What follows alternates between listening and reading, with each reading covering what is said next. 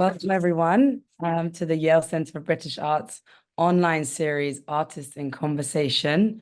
I am Eugenie. I'm director at Hauser and Wirth, and I'm a member of the advisory board committee at the Yale Centre for British Art.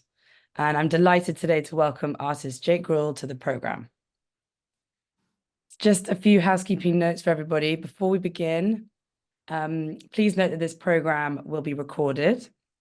Your camera and sound are muted and will remain so throughout the presentation. We'll be using the Q&A feature located on your navigation bar to gather your questions for Jake, and they'll be answered at the end of the program. But please feel free to submit your questions at any time. If you would like closed captioning, a live transcript is available by clicking the icon on your navigation bar. I'm going to read out a land acknowledgement. Yale University acknowledges that Indigenous people and nations, including Mohegan, Mashantucket, Pequot, Eastern Pequot, Shaktoolik, Golden Hill, Paguaset, Niantic, and the Quinnipiac and other Algonquian-speaking people have stewarded through generations the land and waterways of what is now the state of Connecticut. We honor and respect the enduring relationship that exists between these people and nations and this land. So now to Jake. Jake Grewal is a British artist whose paintings and drawings have a dreamlike quality, unmoored from time and space. Figures, often nude and based on the artist's own image, are situated against dramatic sunsets or gazing into verdant green pools. Time and its transitions play a central role, with the same figure often repeated within a scene. Drawing is central to Jake's practice. Using predominantly charcoal, Jake insistently repeats figures and scenes, often in different mediums and scales, until his narratives are realized. Landscape and figure merge and become one. Figures and trees dissolve and reappear on a journey together, sometimes cohabitating, sometimes being consumed, but always investigating the artist's fascination with the passing of time. So thank you, Jake, for joining me and the Yale Centre for British Art today. Welcome. Thanks so much for having me. That was so lovely, thanks. My thing's not working, there we go. Right, we're gonna start with my first question. With this amazing charcoal on paper. So can you tell us, me, everyone, a little bit about your time at the Royal Drawing School and how that shaped your practice now as we look at your amazing charcoals on paper? I mean, it's quite formative. Drawing has always been quite central to the way that I kind of articulate what I see. And in my BA in Brighton, I became quite detached from that way of working. Like, I always kind of used to go outside and like draw from life. And then when I kind of finished my BA, I felt quite lost. So then I went to the drawing school, and that kind of like rekindled my inherent interest in kind of like my process and the way of like working through my ideas. And it was kind of amazing. It was incredible because I had saved some money, so I didn't really have to work, and I could just dedicate a year and a half to kind of life drawing and drawing from life, whilst also having a free studio in East London. And there was a real dialogue between the work I made in the studio at the drawing school and then the work that I made in my own studio and kind of with my own kind of like conceptual interests. So it was kind of progressing through practically making. And just the repetition of that really pushed my practice forward. I love that you were drawing every day, and it was this natural thing that you were able to do for a whole year. I mean, that really defines or can start the definition of making drawing on paper, yeah, I mean, it was quite incredible. Like by the end, we were all kind of just like, because we had drawn the life models so much that by the end we were just kind of like drawing almost with our eyes closed. We were kind of in this kind of like trance state where we could just kind of like whip out like a nude without even like looking at the figure, you know? I love that. Whip it out. Incredible. Can like literally. I think we spoke when we met that I was always taught, or I thought drawing was about one line, finishing a drawing and never going into it again. And I think it's such a misconception at when you're learning to draw or something, that you have to make it perfect. So I love that that is something that, was made free by a whole school, literally learning to draw. Yeah, I mean, it was kind of like there were some classes that obviously were more dedicated to, because you're basically, the way it works is that you have a scholarship and you're allowed to kind of have access to that public program. So you get to choose which classes you want to go to every term.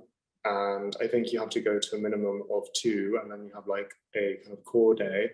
So that's 3 days of your week already kind of like filled with drawing. And there were classes that were obviously more about like anatomy, but I kind of was more drawn to classes like drawing a story or kind of like color and memory. And also the class in the National Gallery. I think everyone has to take one class in the National Gallery. So it was this whole kind of world that I hadn't had access to before. Like I didn't really know anything about the National Gallery really before I went. I went a little bit as a kind of bystander, but going to the drawing school made sure that going to the National Gallery or going to any museum, I'm really looking at people who had like come before me and getting something from their practice or that kind of composition. That became like a really embedded feature of my work too. Yeah, and I guess with the charcoal drawing specifically, the reason I make charcoal drawings at the scale I do with the material I do is because I went to RISD after the drawing school on this kind of winter session. I think it's called winter session, a winter session kind of thing with these people who are like 20, these students who are 21. And I discovered this kind of like new material, and we were basically drawing from a still life for 2 weeks or something. And that really changed my practice as well. And weirdly, they were looking at kind of touch points for me, like Frank Auerbach and like Turner. So it was kind of this weird synchronicity where actually like it kind of all perfectly aligned. I love that. And you've said that drawing is like a meditation, and it's a moment to really connect with yourself or oneself. Can you elaborate a bit more on that? Because it really resonates with me what you were saying. Yeah, I was thinking about that earlier, and it is in that it kind of allows a space for like emotion and thoughts to come up. But that's not necessarily like a nice thing sometimes. Like I feel like meditation can often be kind of depicted as this kind of like really relaxing kind of Healthy. yeah, healthy like endeavor, and it can be. But I don't know, my recent kind of, yeah, I was lucky enough to go to India recently, and we did some Vipassana in the morning, and I don't know, the things that I was confronted with weren't particularly nice, and they're quite deep emotions. And I think drawing can definitely do that and making work, especially if you're not kind of focusing too hard on what you're trying to say. Like if it's open, for instance, like drawing from a model or like drawing in the landscape, these kind of deep emotions or like lived experiences just come out naturally, or at least they do for me. And it kind of just creates like a space which you can be a bit inquisitive, rather than a kind of like healing, relaxing kind of journey. I don't know. Yeah, so rather than like worries constantly popping up, it's like you can kind of clear your mind. Yeah, and you can like see what's coming up and be like, oh, that's interesting. Like, how do I feel about that? Rather than constantly like distracting yourself and just like burying your emotions down. Because in this work that we have up on screen now, I went to the Palette House Gallery in Chichester to look at your exhibition, and I actually didn't notice this figure that I'm circling now. I don't know if everyone can see this, but these two figures right in the bottom right-hand side of this charcoal drawing. I didn't notice these figures when I first looked at it, and actually it was Simon who pointed it out to me. And it's amazing that you've managed to create these little figures in the corner out of charcoal. And yeah, go for it. I was just going to say it's like hidden, but also in plain sight. And like I wasn't aware of it until someone pointed it out. And I just think it's, you've been using, I think, a rubber and charcoal and your fingers, I guess. Yeah. So like I had the image of the tree came from this kind of British tree, tiny little book I found in like a charity shop, which is how I get quite a lot of my imagery. If I don't take my own pictures, I often kind of found imagery in kind of like weird places. It's also like a nice excuse to like get out of the studio or like do some exploring. And there was this kind of man in the corner.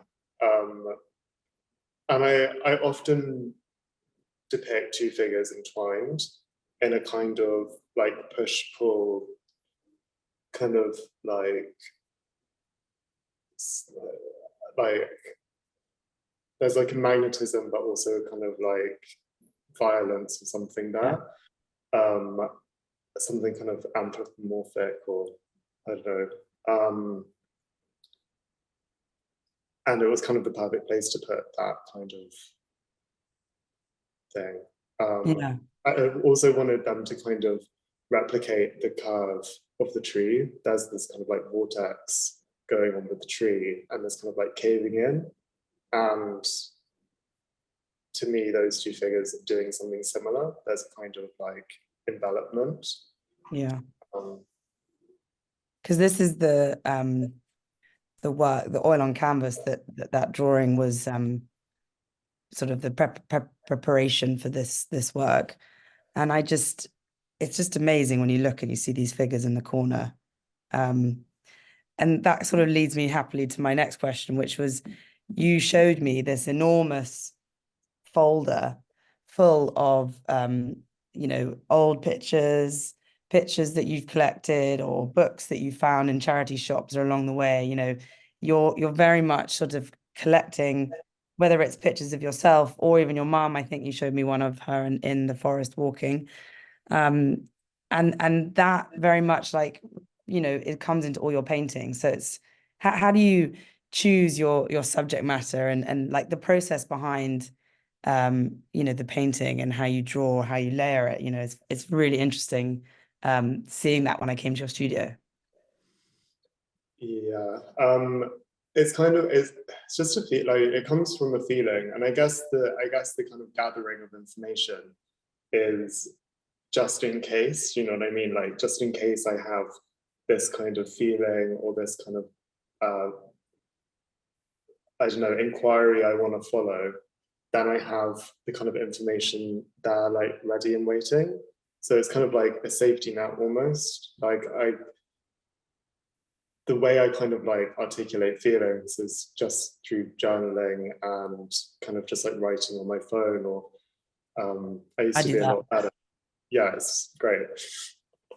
Or like every morning I used to do this thing called morning pages, where you write 3 pages of just kind of automatic writing. And it's quite funny how just that simple action can really get the ball rolling, especially in the morning. And yeah, so I guess the way I make work is that I just kind of compile all these images with a kind of like emotional starting point and see where it goes. Sometimes it doesn't work, and sometimes things change, but eventually there's some coherence and it becomes kind of more fine-tuned and hopefully leads somewhere interesting. But the paintings and the drawings take a lot of time. So I think that is also very helpful, because the element of time just gives you that perspective to kind of really know whether something's working or not, and be like, okay, if it's not working, is there another way that I can approach this? Or if, for instance, I wanted to kind of like use like a kind of compositional structure of like trees, like to kind of divide the landscape, like is that actually relevant or not? Like, do I need that, or is the painting about something, like is the painting more about the figures, or is it more about the landscape, or like is it about both? Like this is specifically about both, but there are others that maybe more focused on one or the other. Right. I love this work because of the conversation around this enormous tree that sort of takes up so much of it, and then this beautiful moment in the corner. And you said it earlier, it's like this moment of coming together, but also like they're at odds with each other almost. So I just, it's such a fantastic work, and it's really big when you're in front of it. I think I've got there we go. Kind of that you see the scale of it next to the door in Pennant House Gallery. Yeah, it was gloomy. I wanted to kind of make small but like violent choices. I know that sounds a bit kind of I don't know, but I wanted them to be kind of like bold choices but tonally soft. So there was this kind of idea of like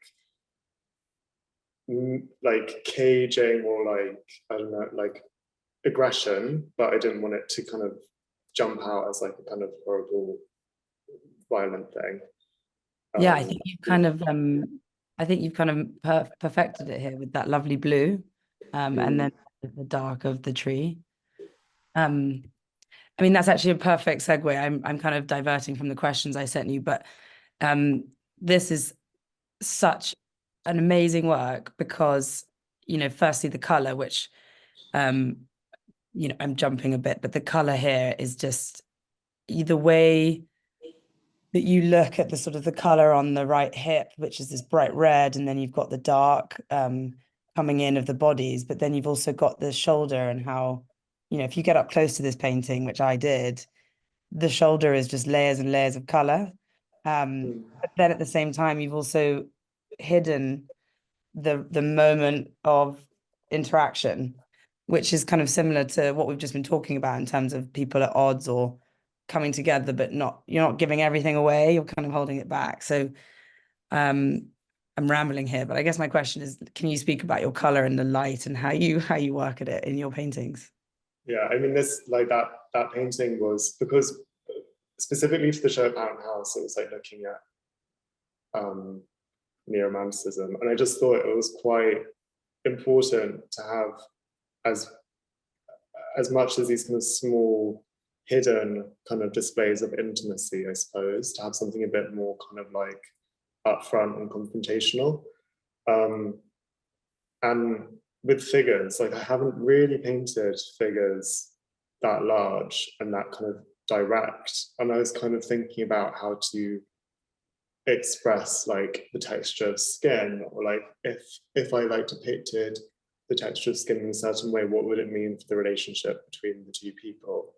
And it's kind of like thinking about the materiality of the work in reference to the kind of the subject that you're painting, rather than just having this kind of way that you like make work. It's like actually like, how can I use my material to like say something about this specific painting, this specific point I have.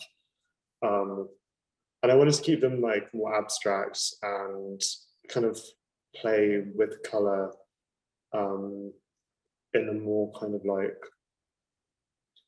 compositional way, I suppose. Like I've always kind of had like I've been thinking a bit about Fauvism at the moment, and the way that they kind of use color to balance out a composition or to kind of draw the eye into certain places. And that is becoming a little bit more interesting to me. And I guess this is at the beginning of that. Because it's funny, now you've just said that, like I'm drawn totally to the man's nose with the bit of blue on it. Yeah. And then his shoulder, both of the shoulders, and then the hip. It's really, it's so clever. And to see the shadow from further in, and then to see the light as it comes out, is just layers and layers of colorful paint. It's, I love that that's what you're doing. You're really working on the light there. Yeah, I think I've just been like always quite interested in like the relationship that colors have with one another. I think it's quite a famous kind of saying, I don't know who said it, but it's like color doesn't really mean anything on its own. It's like what you put next to it. And I think that juxtaposition, all those relationships within a painting, I'm discovering is also kind of part of my inquiry as much as it is the subject. Right. Yeah. This is another work that was in the show.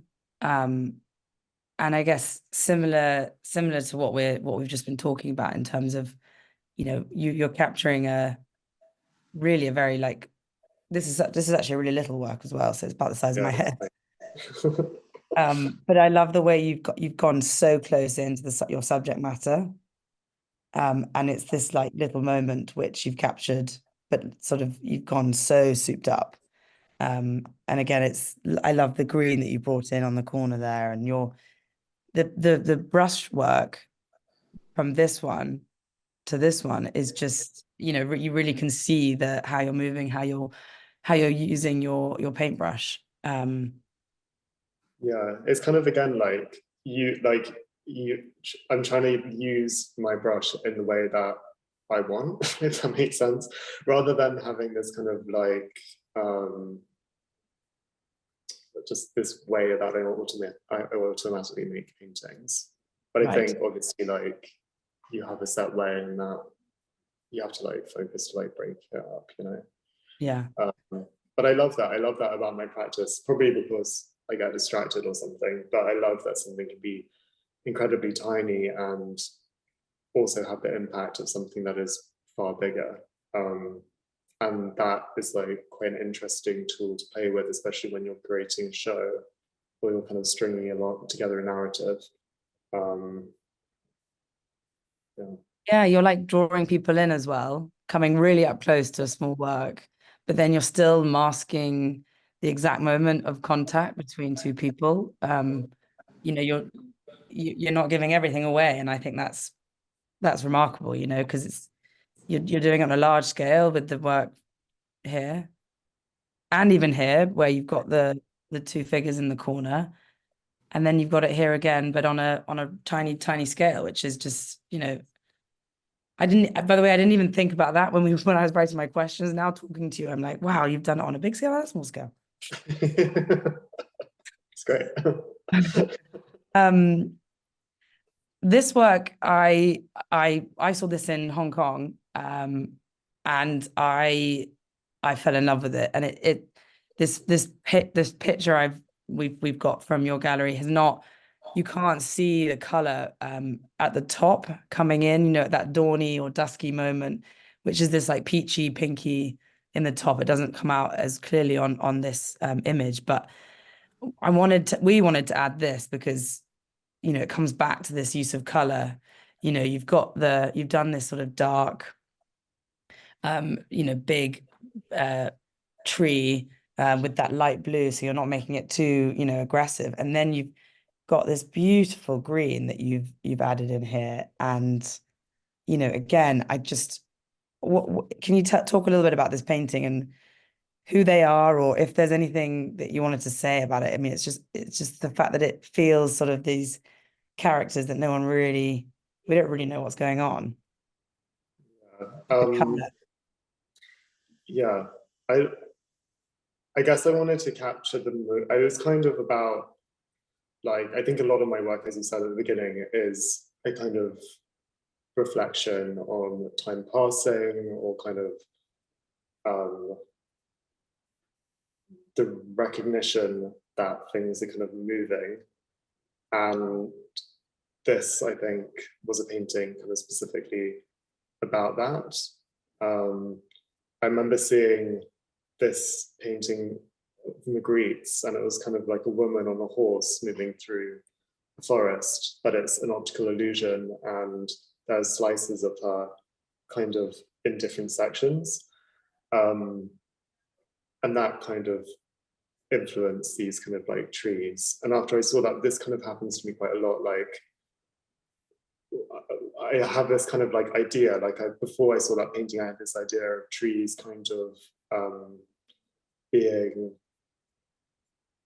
kind of a symbol for the movement of time, like almost like kind of like, I don't know, slideshow or something. But I didn't actually end up really like moving forward with it. But then I kind of like found myself in Poland with some friends, and all of a sudden I was in this kind of like forest with the like specific trees that I wanted for this painting, and they were kind of all perfectly the same size and the same kind of height, and it was literally just kind of like boundaries, or like, it was quite amazing. And then I discovered the painting we greeted afterwards, and I was like, oh my god, it's all kind of falling into place. I love it. Yeah, so I think the figures can either be two people or the same person, and obviously their kind of like identity is obscured, and they're both naked, and there's this kind of like barricade of the trees, but then there's this kind of light coming through, so that is a kind of exit, but they're in this kind of enclosure for now. It's funny because when I look at it, I'm immediately transported to my favorite forest in Scotland, and it actually is as green as that. Do you know what I mean? Like, you sometimes, when you look at a painting, it's like, oh, it might not actually be as green as that, but a forest, when you're in it like this, in a moment in time, it is as green as this. You know, it is as all encompassing. I love that the figures are, that could be the same person, might not be. You know, I love that there's that ambiguity there. And clearly, you know, the outside world, being outside is so important to you in your work. And, you know, can you talk a bit about, like, you know, if you paint in your studio versus if you paint outside, how does it change for you, your paintings? Yeah, I've discovered that it's actually a pretty important integral part of my practice. I think painting from life outside allows a kind of like dynamism. It like allows me to be more intuitive, especially with kind of color and composition, because you're just kind of focused on getting stuff down, and what you've gotten from that kind of emerges afterwards, where you kind of look at it. But when you're in the studio, there's a lot of thinking, there's a lot of kind of like decision making, and just the time period is so different. If you're painting outside, it's probably like an hour, like 2 hours maybe, and in the studio it could be months, you know. And it takes a lot of kind of energy in the studio for me to kind of like make a decision, not make a decision, but like find the power to make like a powerful decision. Whereas the kind of intensity of doing something plein air or in the landscape, it just means that you're working with kind of force for that amount of time, because otherwise you're going to miss it. Like if the sun's setting, like you only have like half an hour really. So that must really affect your, like, the immediacy of your paintbrush or your pencil or charcoal, whatever, you know, it must change the way you're doing it. Yeah, there's like an urgency there to like capture. Yeah, things don't kind of like keep going, which is kind of how I work in the studio. It becomes more kind of like, I think you can intellectualize your decision making in the studio, which isn't something that you can do like outside. Right. And also, if you're looking at the picture of a forest, if you're working from a photograph, there's not going to be the same kind of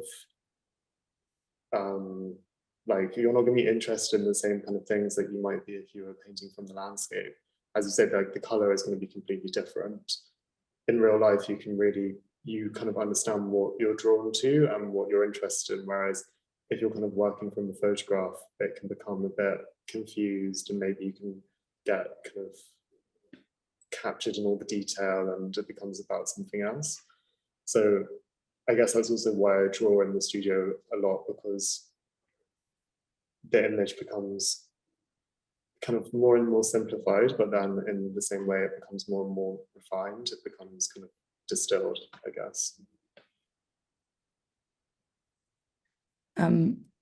I love this work.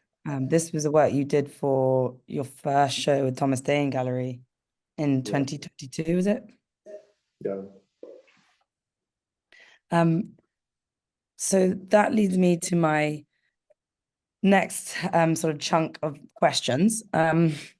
So you recently just had this wonderful show, which I managed to see at Pennant House Gallery in Chichester. And alongside your show, you curated a room with works by Graham Sutherland and Keith Vaughan.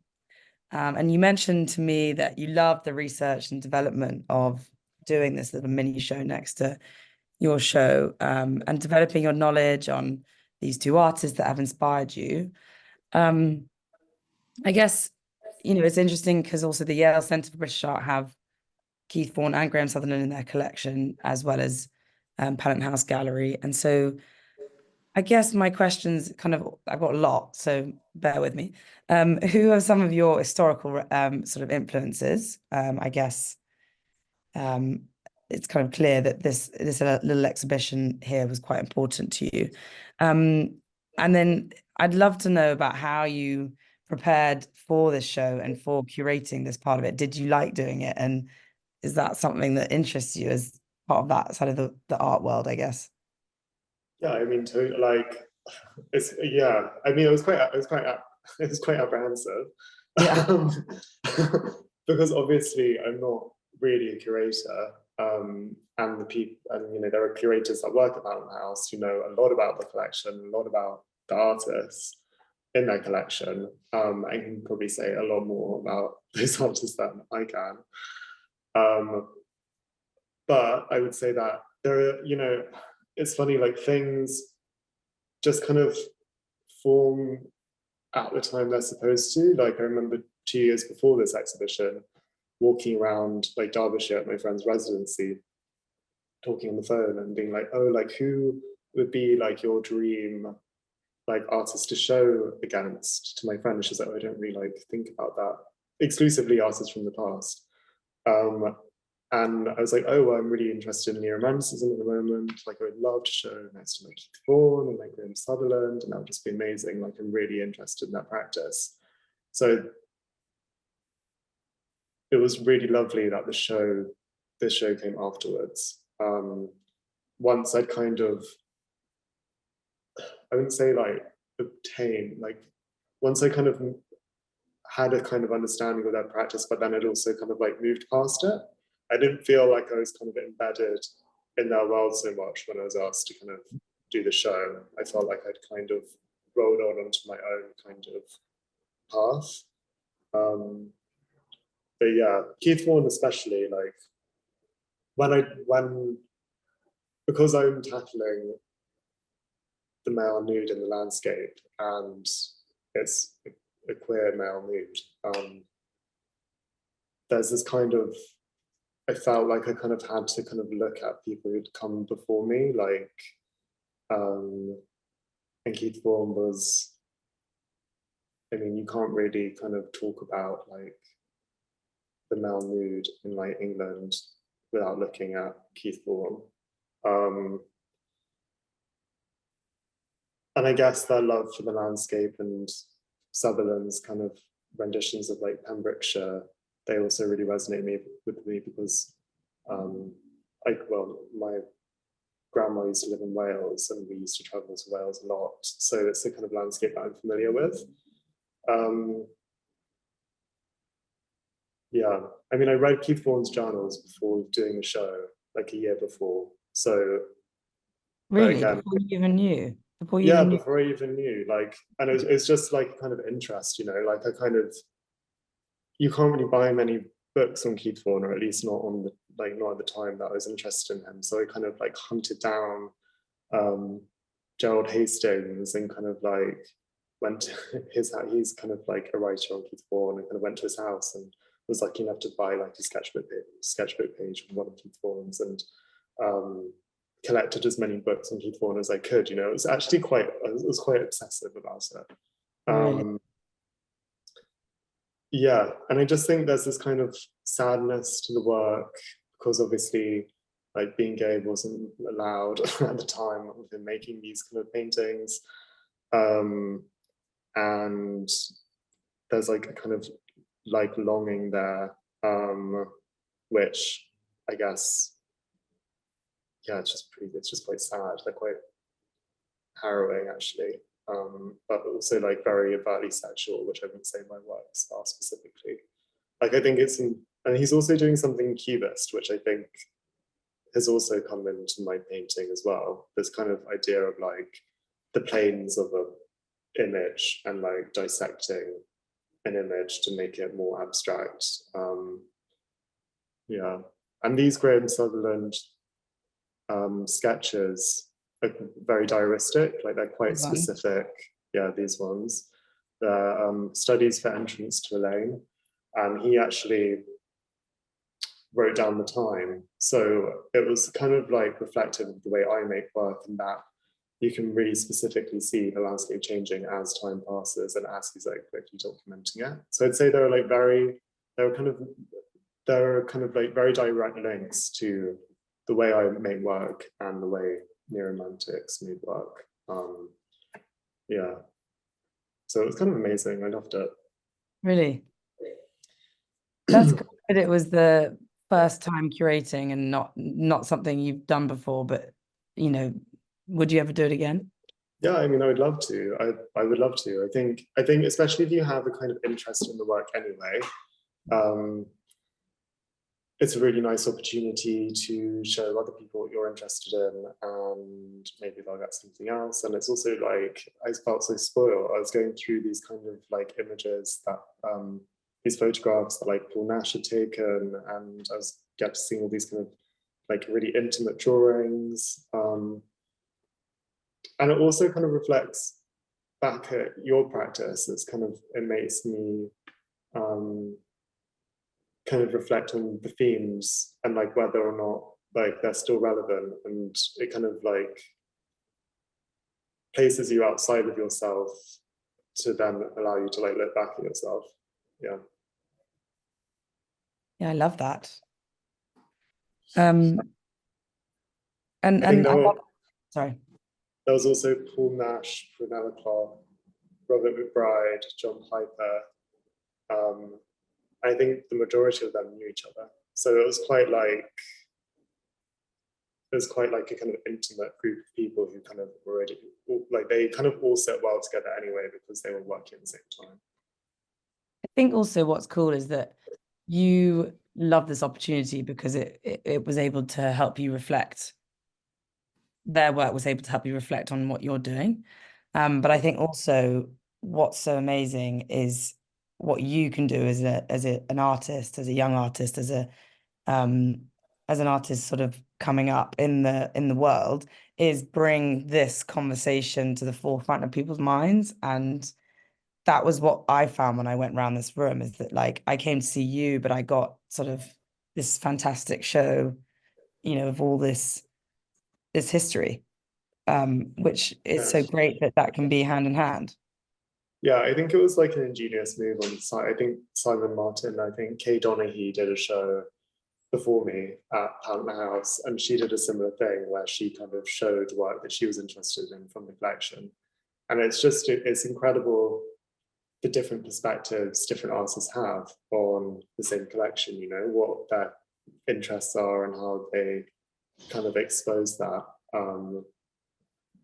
Yeah, it's a remarkable collection. I encourage everyone to go and see that then.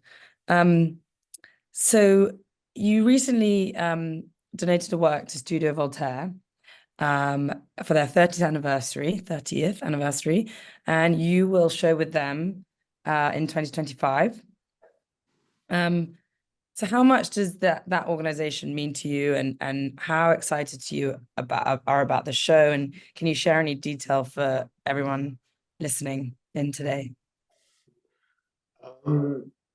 Yeah, I mean, I grew up in Kennington, so Studio Voltaire was quite important, I guess, because I don't know, I just had this kind of like, I was just drawn to it. Like, I think the exhibitions they put on are kind of challenging in a way, because they commission artists rather than just having artists present work within the space.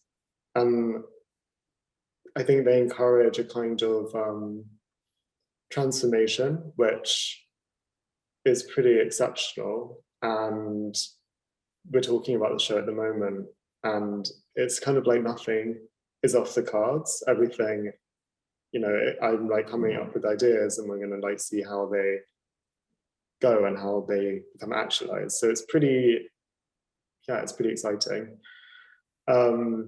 Yeah, and you know, I just remember being like a teenager and thinking it was the coolest thing ever. And I remember going to the Oscar Wilde Chapel, and just like my mind was like blown, especially because, you know, I haven't really seen very much like queer representation at that time. And then obviously kind of like around then, like the Tate did that kind of like Queer Britain show, and then like these kind of things were coming more to the forefront. But yeah, at that time I just thought it was amazing.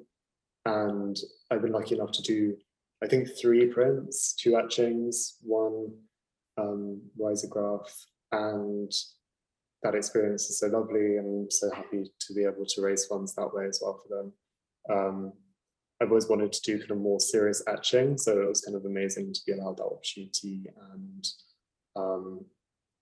yeah, that was kind of like a whole kind of uncovering in itself, and I didn't realize how much I kind of loved etching and printmaking. Really? Oh, great. So we have loads to look forward to. Yeah, I mean, let's see.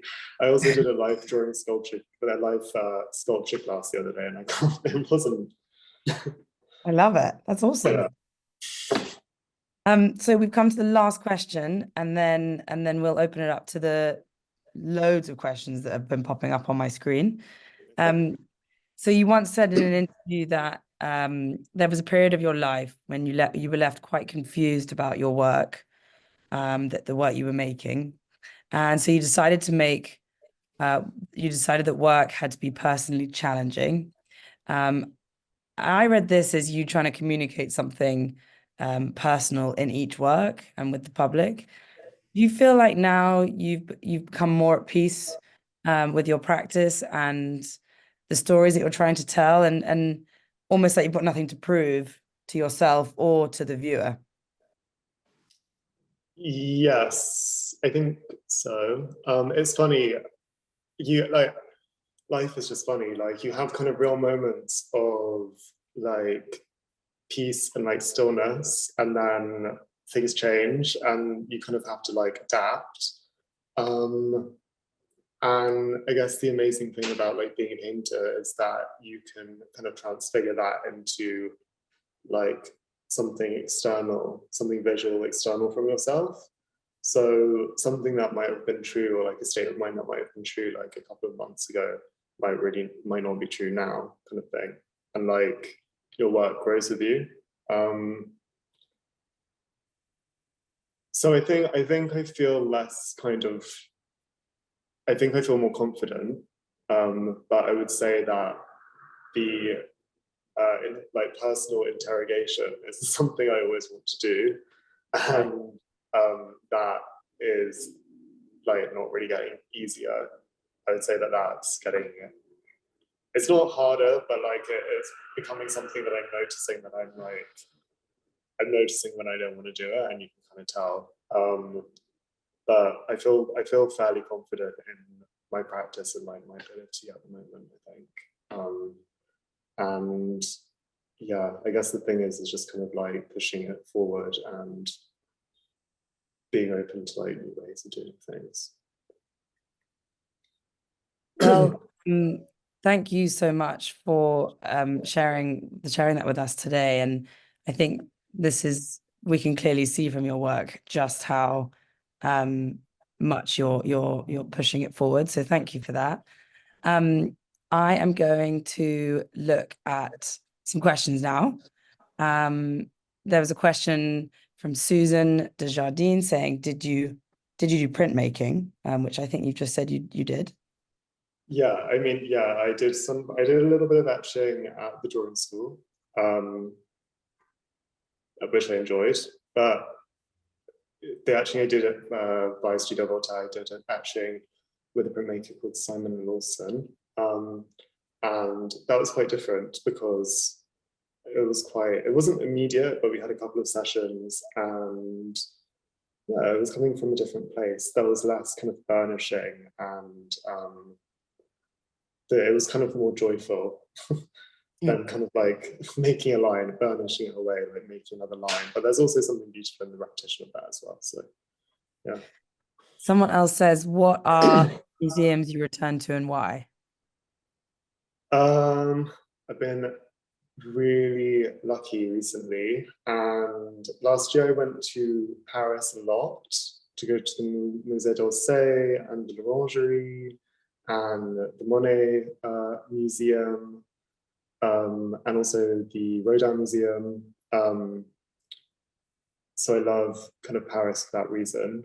I also went to, I go to the National Gallery a lot, and I go to Tate Britain a lot to see the Turner paintings.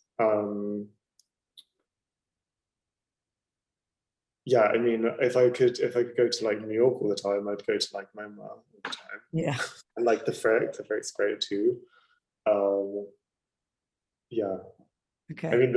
Yeah. That's good answers. Someone's asked, what advice do you have for artists just starting out? Ooh, good question. Good question. I think, advice. I guess just like persistence, I suppose. And because like obviously there's like a lot of time when no one is like looking at your work, and even when you're kind of making work that ends up being shown, there's a lot of space when it's just you on your own. And I think figuring out a way of talking to your practice and like holding yourself accountable to it is kind of a really hard skill to kind of master, but it's needed, and that's the only way to kind of progress really, is like yourself. Like I remember when I decided I was going to kind of start making the work I was making, I kind of like was like watching a lot of queer cinema, like reading a lot of like essays on like queerness, and I was just kind of like devouring all this information. And like I think that's the thing, it's like acknowledging what your interest is and like pursuing it without kind of question, almost, I think is like pretty solid advice. Great advice. And someone has asked, do you have a favorite artist, living or dead? Yeah, lots. Yeah. Top 100, top 100. Yeah, top 100. I've been thinking a lot about like Degas in the past year. Degas is a big one at the moment. Monet is a big one at the moment. Peter Doig was a massive influence. Monk, I think, is a big influence.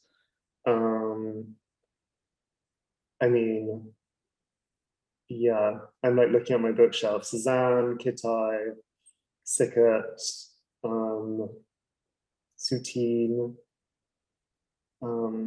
Seurat, Cecily Brown. Yeah, like top 100. Yeah, everyone. But it's nice because you will you're drawn to someone at a specific time, and they help you. Someone has asked, is there a particular project or a particular piece of art that is especially meaningful to you? I would say that I've made, or that someone else has made. That you've made. That I've made. Well, we could answer both, what you've made and what someone else has made.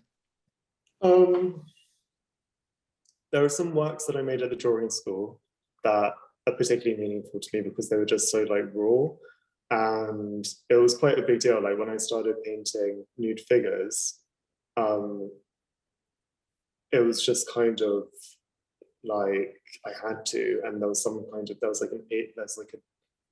an urgency there, and it felt incredibly exposing. And there were some really large works on paper that are kind of nude figures with very direct imagery referring to kind of the narrative that I wanted to explain. And I'd say that they were incredibly vulnerable to make. And yeah, they were pretty important. Like, it's not every day you decide to like paint yourself like naked, like 6 foot in front of like 30 other classmates. Oh my gosh, that must have been so intense. You just have to like do what you have to do to move it forward. Like, yeah, risky. Someone said, can your paintings be shown in India? Which I think is a great idea. So yeah, we'll they've been shown in India. Oh, great. Yeah, I've shown paintings in India at Javeri Contemporary. We had one show with Sunil Gupta and Prem Sahib, and then I had a show with Lionel Wendt, who's a Sri Lankan surrealist photographer, and that was a 2-person show. I think that was in 2022. Not sure, I can't remember. But I've shown twice in India. Awesome. Okay, great. Someone's asked, do you prefer working with charcoal or oil? It's so different. It's nice to oscillate between the two.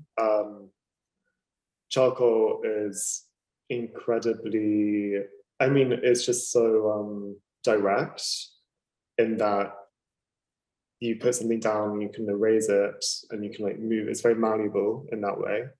And there's a lot of like digging involved.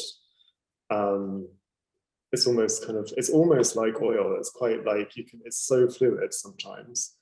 But then with oil painting, obviously things have to dry, which you don't really have that problem with drawing. And you can really manipulate the paint, because obviously like paint is just pigment with like a binder.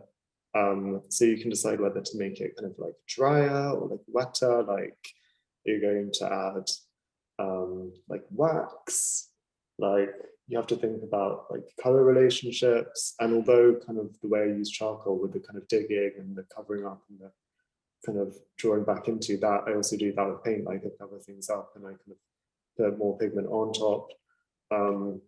But there's like so much more to figure out in paint. It's like, yeah, different. I think we've got time for maybe 2 more questions, but one of the questions that's piqued my interest is there a piece of advice that you received early on in your career that stuck with you? Yeah, I mean, not my career, but on my foundation, I think it was, I can't remember the exact wording, but it was like, talent, like just talent won't get you anywhere. Like you have to work. And I was like, oh no. Gosh. I love that. Was that your teacher at drawing school or Brighton? No, it was at Kingston where I did my foundation. Oh yeah. But yeah, I mean, he was like, I don't know if I completely agreed with that at the time, and I'm not sure I completely do now, but like, if you can do something and you're not putting in your like max effort, you're obviously not all the time, but like, you can't just like, you get away with that kind of thing. Okay, and then I'm just scrolling now and I've literally got 100 questions. It's mad. I'm just trying You're doing a great job. Someone has written about 100 times, will your exhibition ever come to Poland? So I have to ask that because she's asked it a lot, Sandra. I don't know. I hope so. Yeah, I think it's we'll get there. I've been to Poland quite a lot, so maybe. I don't know though. Great. Well, that's 104 questions that I've opened apparently. So that is a lot of questions. I love it, everyone. Thank you so much for sending those in. And Jake, just thank you so much for your time today and for sharing so much. I know we kind of moved around through all those questions, but it's so easy to talk to you. It's such a nice flow. So thank you for sharing so much of yourself and your art with us. Yeah, likewise. Thank you so much for doing all the presentation and everything. I mean, it was my first time doing this too, so I was very nervous. But it's been an absolute pleasure to do it with you. So thank you for that. And also just everyone, the Yale Centre for British Art, is reopening next year. So definitely have a look at that on your journeys. And thank you so much, Jake. Thank you so much. Thanks for having me.